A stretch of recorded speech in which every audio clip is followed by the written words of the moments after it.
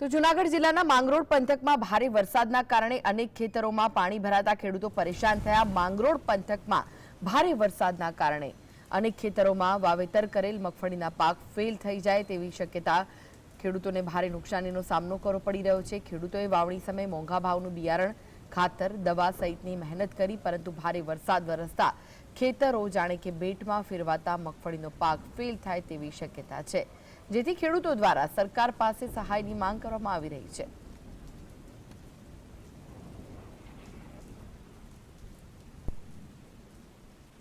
ખેડૂતને છે ને માનવી વહી ગઈ છે, ખેડૂતને સહાય કરે એવી અમારી નમ્ર વિનંતી છે। બિયારણ ખાતરને કોઈ નાય પાણીનો નિકાલ કોઈ કરે એવું અમારી નમ્ર વિનંતી છે। આ ગોરેજ ગામની સીમમાં પાણીનો નિકાલ ન હોવાથી મારે વારંવાર મગફળીનું વાવેતર 2 થી 3 વાર કરેલ અને 3 વાર ફેલ થયેલ છે। એટલે પાણીનો નિકાલ કંઈક સરકાર આપે એવી અપેક્ષા સરકાર પાસે રાખી। ખેડૂતોની મગફળી ફેલ થવાની પાછળનું મુખ્ય કારણ છે રોડ ઉપર પાણીનો ભરાવો, પાણીના નિકાલનો અભાવ। જે પાણીનો ભરાવો થઈ જાય છે, ઓવરફ્લો થઈ જાય છે, રોડ ટ્રાફિક બંધ થઈ જાય છે અને એ પાણી આજુબાજુના ખેડૂતોના ખેતરોમાં ઘૂસી જાય છે, જેના કારણે ખેડૂતોના ખેતરો ભરાઈ જાય અને મગફળી દર વર્ષે ફેલ થઈ જાય છે। તો આ વિશે વધુ માહિતી માટે જોડાઈ ગયા છે સંવાદદાતા સંજય। માંગરોળ પંથકમાં જે રીતે ભારે વરસાદ વરસ્યો, ખેડૂતોએ વાવેતર કરેલ મગફળીના પાક ફેલ થવાની શક્યતાઓ સેવાઈ રહી છે અને ખેડૂતો સરકાર પાસે હવે માંગ કરી રહ્યા છે। શું વિગતો મળી રહી છે?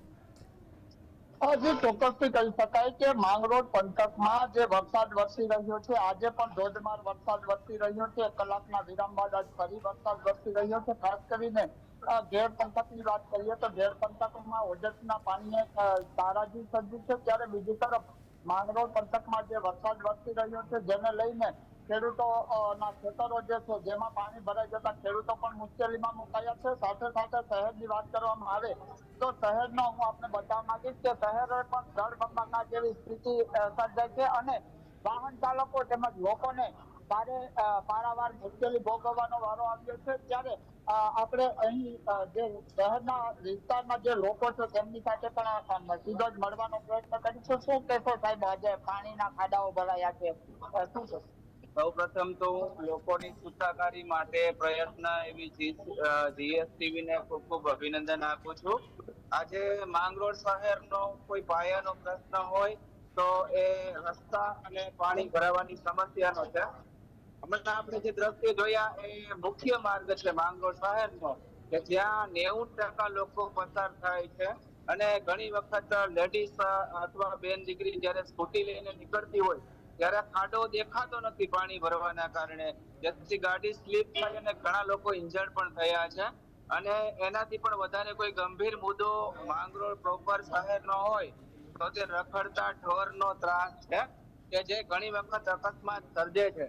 અને જે લોકોના માય બાપ કહેવાય એવી નગરપાલિકાને આ તકે હું વિનંતી કરું છું, એમને રિક્વેસ્ટ કરું છું કે આ જે રખડતા ઢોર અને સાથે જે પાણી ભરાવાની સમસ્યા અને રોડના જે પ્રશ્ન છે એ તાત્કાલિક હલ કરે એવા સમગ્ર માંગરોળ શહેરના લોકોની એક આશા અને અપેક્ષા છે। તો આ હતા આપણી સાથે શહેરના લોકો કે જેઓ હાલ પણ જે ગ્રામ્ય પંથક, શહેર પંથક તમામ લોકો હાલ મુશ્કેલીમાં છે। જે રીતે ભારે વરસાદ વરસ્યો છે, ગ્રામ્ય વિસ્તારમાં પણ ધોધમાર વરસાદ વરસ્યો છે, શહેરી વિસ્તારમાં પણ ધોધમાર વરસાદ વરસ્યો છે। શહેરના જે રસ્તા છે ત્યાં પ્રી મોન્સૂન કામગીરીની પોલ તો ખુલી જ ગઈ છે, પરંતુ ગ્રામ્ય વિસ્તારોમાં જે ખેતરો છે તે પણ બેટમાં ફેરવાઈ ગયા છે। મગફળી સિવાયના બીજા કયા પાક છે જેને નુકસાનની ભીતિ સેવી રહ્યા છે ખેડૂતો?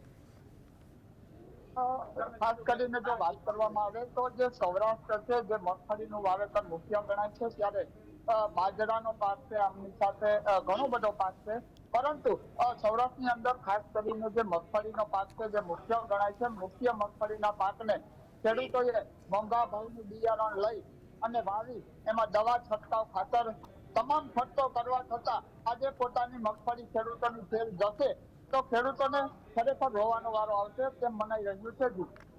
જી, આભાર સંજય સમગ્ર માહિતી